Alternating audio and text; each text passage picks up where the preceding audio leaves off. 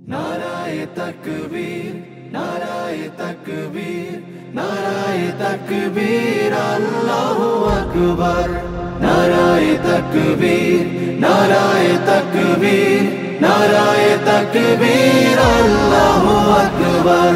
জামাতের কর্মীরা সারা পৃথিবীতে কালেমার দাওয়াত দিয়েই যাবে। জামাতের কর্মীরা সারা পৃথিবীতে কালেমার দাওয়াত দিয়েই যাবে। কোরআনের আলোকে সমাজ বিনির্মাণ, কোরআনের আলোকে সমাজ বিনির্মাণ, হাজার জুলুম বাধা উতরে যাবে। জামাতের কর্মীরা সারা পৃথিবীতে কালেমার দাওয়াত দিয়েই যাবে। জামাতের কর্মীরা সারা পৃথিবীতে কালেমার দাওয়াত দিয়েই যাবে।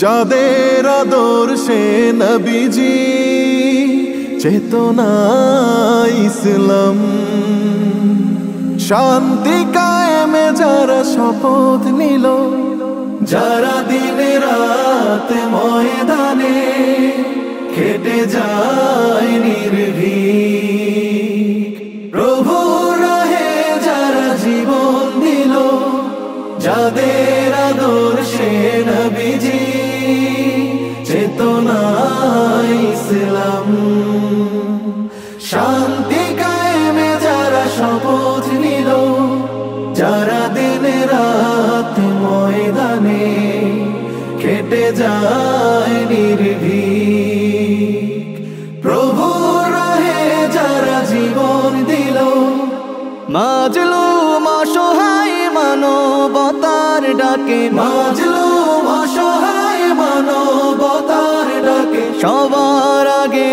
দেখো তাদের পাবে।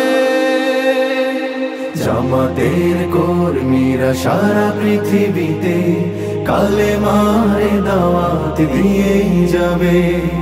জামাতের কর্মীরা সারা পৃথিবীতে কালেমার দাওয়াত দিয়েই যাবে। ভয় ভীতি কারাগার ফাঁসির মঞ্চে তুলে, একটু ভাবেনি যারা জীবন নিতে, ভয় ভীতি কারাগার ফাঁসির মঞ্চে তুলে, একটু ভাবেনি যারা জীবন নিতে, তারা জানে না তো শাহাদাত অমিয় সুধা,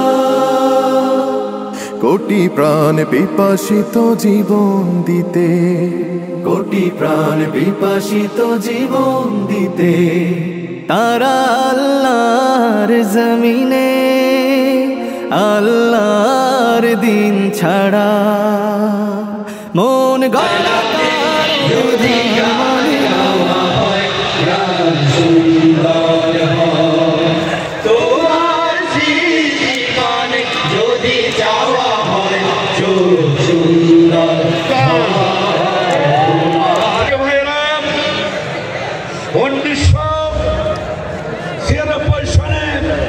সর্বশেষ লক্ষ্মীপুর কলেজ মাঠে আমিরে জামাতের উপস্থিতিতে সমাবেশ হয়েছিল।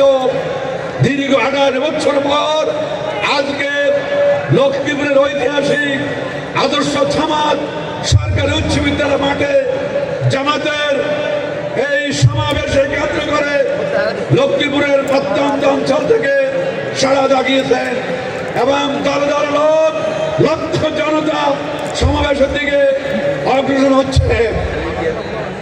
এই সমাবেশে আমাদেরকে সহযোগিতা করেছেন লক্ষ্মীপুরের আইন শৃঙ্খলার বাহিনী সহ সাংবাদিক বন্ধুগণ, সকল স্তরের ছাত্র জনতা।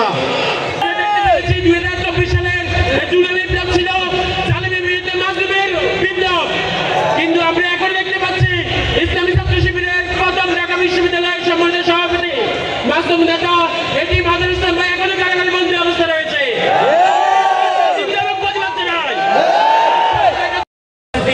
বরণ করছেন আমাদের সম্মানিত নায়েব আমির জনাব অ্যাডভোকেট নজির আহমদ। সম্মানিত উপস্থিতি, এ পর্যায়ে বক্তব্য রাখছেন বৈষম্য বিরোধী ছাত্র আন্দোলনের লক্ষ্মীপুর জেলার সমন্বয়ক জনাব আরমান হোসেন। মহাবিদ্রোহীর প্রান্ত আমি সেই দিন হব শান্ত, যবে উৎপীড়িতের ক্রন্দন রোল আকাশে বাতাসে ধরিবে না, অত্যাচারীর খড়গ কৃপান ভীমরণ ভূমে রণিবে না। আমি বিদ্রোহী, আমি বিদ্রোহী রণকান্ত, আমি সেই দিন হব শান্ত। 24-এর গণ অভ্যুত্থান ছিল মানুষের বাক স্বাধীনতার আন্দোলন। 24-এর গণ অভ্যুত্থান ছিল মৌলিক অধিকার, মানবাধিকার, স্বাধীন বিচার বিভাগ, আইন বিভাগ ও শাসন বিভাগের প্রতিষ্ঠার আন্দোলন। করা হয়েছে 60 লক্ষাধিক নেতা কর্মীকে আসামি করা হয়েছে, কিন্তু আমরা কি মাথা নত করেছি? আমরা মাথা নত করি নাই। আমরা একদম সামনে আপনাদের মনে আছে সামনে বিগত সময়ে যখন আমরা লড়াই করি, একদম সামনে আমরা কে ক্ষমতায় যাব সেজন্য লড়াই করি নাই। আমরা লড়াই করেছি গণতন্ত্রের মুক্তির জন্য, আমরা লড়াই করেছি ফ্যাসিবাদ থেকে মুক্তি পাওয়ার জন্য, আমরা লড়াই করেছি স্বৈরাচারের যে পাথর আমাদের বুকে চাপা ছিল সেই পাথর সরিয়ে মুক্তি পাওয়ার জন্য। তাই আমি আজকের এই সমাবেশে বলতে চাই, আমরা বিভিন্ন রাজনৈতিক দল করি, আমাদের আদর্শ ভিন্ন থাকতে পারে, কিন্তু ফ্যাসিবাদ যাতে আর কখনো বাংলাদেশের মাটিতে মাথা উঁচু করে দাঁড়াতে না পারে, স্বৈরাচার যাতে এই বাংলাদেশে আর কখনো ফিরে আসতে না পারে, সেই জন্য আমরা ঐক্যবদ্ধ থাকবো। এই প্রত্যয় ঘোষণা করে আমি আমার শুভেচ্ছা বক্তব্য শেষ করছি। সারা বিশ্বের সেরা দেশ করতে চাই। আপনি কি রাজি আছেন? আমাদের চেয়ে ছোট দেশ সিঙ্গাপুর, যেখানে আমাদের দেশের হাজার হাজার মানুষ কাজ করতে চায়। যদিও আমাদের এই এলাকায় এখনো অনেক ডিস্ট্রিক্টের লোক কাজ করতে চায়, তাদেরকে অসম্মান করে না। আসুন, আমরা আর দেশের ইউরোপ আমেরিকা যাব না, বরং আমাদের দেশকে এমনভাবে উন্নয়ন করব যেমনি করে ব্রিটিশরা এই দেশকে শোষণ করার জন্য 200 বছর আমাদেরকে শাসন করেছে অর্থনৈতিক লোভের জন্য। সেই জন্য আসুন আমরা এমন একটি দেশ গড়ে তুলি, বিশেষ করে আমাদের লক্ষ্মীপুরে এমনভাবে গড়ে তুলি যেখানে অন্যায়, অনিয়ম, সুদ, ঘুষ, মদ, জুয়া, হিরোইন, গাঁজা ইত্যাদির কোনোটি উপস্থিত থাকবে না। পৃথিবীতে এমন অনেক দেশ আছে, সুইজারল্যান্ড, সুইডেন। শুধু তাই নয়, বাংলাদেশের একটা এলাকা আছে নাটোরের সিংড়া উপজেলার ঠনটনিয়া গ্রাম, যেখানে গত 100 বছর কোনো প্রশাসনের লোককে যেতে হয় নাই। তারা তাদের এলাকায় এমনভাবে একটি শান্তিপূর্ণ পরিবেশ তৈরি করেছে। আসুন, আমরা আমাদের লক্ষ্মীপুরের সর্বস্তরের মানুষ আমরা এখানে আছি, নেতৃবৃন্দ আছে, সাংবাদিক ভাইরা আছেন, এক্ষেত্রে সহযোগিতা করেন। আমরা লক্ষ্মীপুরকে দেশের সেরা সমৃদ্ধশালী দেশ বানাই। আসসালামু আলাইকুম। সেই দিকে বলবো, এই নতুন বাংলাদেশে আবারও ষড়যন্ত্র হচ্ছে।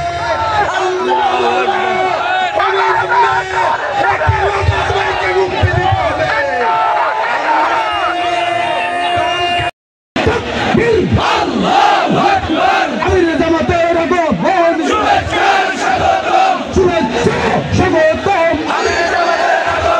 লক্ষ্মীপুরের পক্ষ থেকে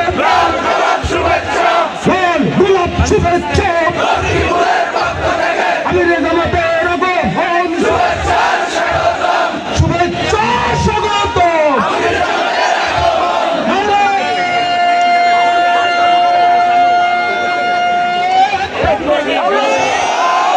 সেই আমির জামাতের নেতৃত্বে আগামী দিনের একটি সুন্দর বাংলাদেশ বিনির্মাণের জন্য আজকের এই লক্ষ্মীপুরের লক্ষ জনতা, যেখানে আমাদের প্রিয় ভাই ডাক্তার ফয়েজকে হত্যা করা হয়েছিল, প্রিয় ভাই শহীদ মহসিন, জাহিদ, আফনান, উসমান সহ বৈষম্য বিরোধী আন্দোলনে এই রাজপথ রক্তাক্ত হয়েছিল, কিন্তু আজকের এই মহাসমুদ্র প্রমাণ করে জামাতকে নির্যাতন করে দমন করা যায় নাই।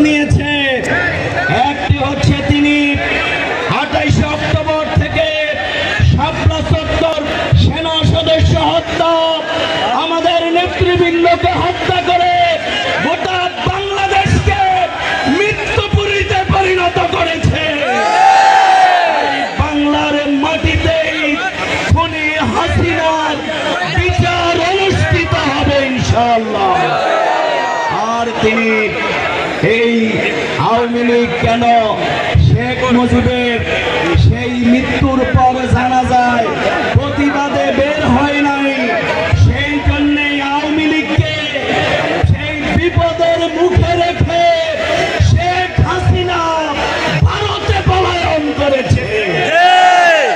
সুতরাং বাংলাদেশ জামাত ইসলামীকে নিষিদ্ধ করা হয়েছিল, কিন্তু ছাত্র জনতা জামাত ইসলামী ইসলামী ছাত্র শিবিরকে বুকে তুলে নিয়েছে, শেখ হাসিনাকে পালিয়ে যেতে বাধ্য করেছে।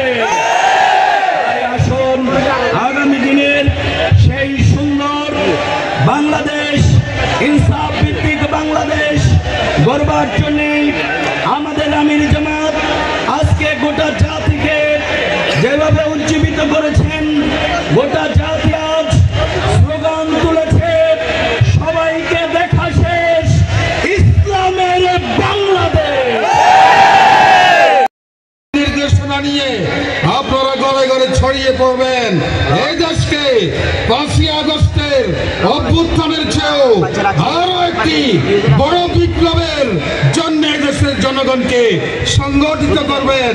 আল্লাহ তাআলা আমাদের সবাইকে শক্তি দান করুন, সাহস দান করুন, এই কামনা করে আপনাদেরকে আবারও ধন্যবাদ জানিয়ে আমি আমার বক্তব্য এখানে শেষ করছি। আসসালামু আলাইকুম ওয়া রাহমাতুল্লাহি ওয়া বারাকাতুহু। সম্মানিত আমির জামাত জনাব ডাক্তার শফিকুর রহমান,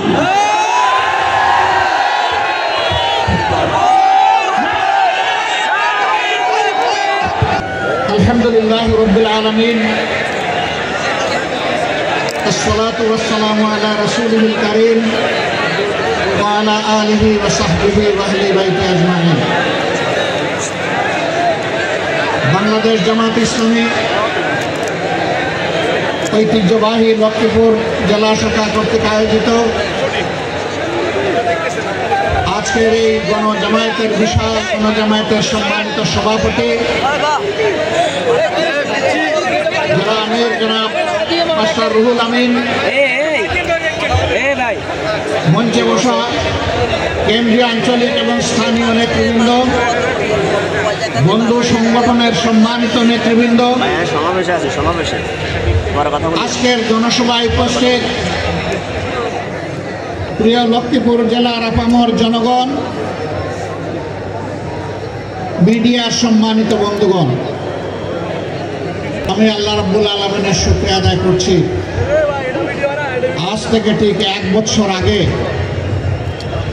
এই লক্ষ্মীপুরের মাটিতে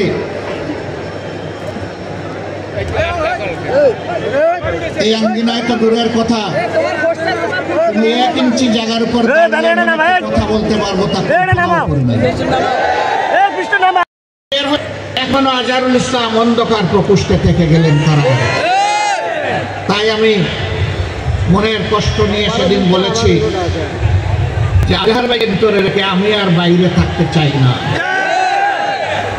আমি সরকারকে অনুরোধ করেছি আগামী 25 তারিখ আমি স্বেচ্ছায় নিজেকে আইন শৃঙ্খলা বাহিনীর হাতে তুলে দিয়ে বলবো আমাকে গ্রেফতার করুন এবং আমাকে কারাগারে পাঠান। যেদিন আজহারুল ইসলামের মুক্তি হবে তার পরের দিন আমার মুক্তিটা দিয়ে 13টি বছর কারাগারের অন্ধকার প্রকোষ্ঠে ঢুকে ঢুকে জীবনের সাথে তিনি লড়াই করছেন।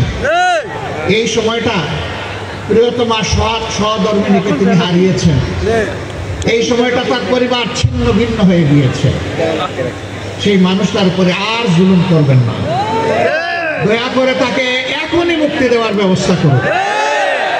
যদি মুক্তি না দেন, বাংলাদেশ জামাতে ইসলামীকে সরাসরিভাবে আক্রমণ করতে এই দেশের 3 কোটি প্রাপ্তবয়স্ক মানুষ সমর্থন করে এই 3 কোটি মানুষকে জেলে নেওয়ার জন্য প্রস্তুত হয়ে যায়।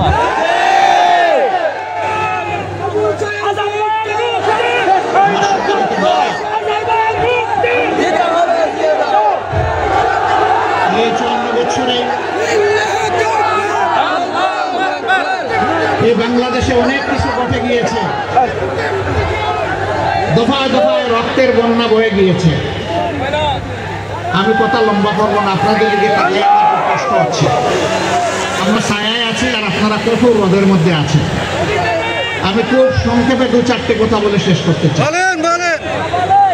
এই 54 বছরে অনেক দলের শাসন আপনারা দেখেছেন, অনেক আদর্শের কথা আপনারা শুনেছেন, কিন্তু সংখ্যাগরিষ্ঠ মানুষের প্রিয় আদর্শ ইসলামের শাসনটাই দেশবাসীর দেখার সুযোগ হয় নাই। জানি না এইটুকু হায়াত পাবো কিনা। মহান আল্লাহর কাছে ভিক্ষা চাই, হে আল্লাহ, এতগুলো মানুষকে যখন তুমি দৌলতে ইমান দান করেছ, মেহেরবানি করে সেই ইমানের সোর্স কোরআনকে বাংলাদেশের শাসন ক্ষমতায় তুমি বসায় দাও।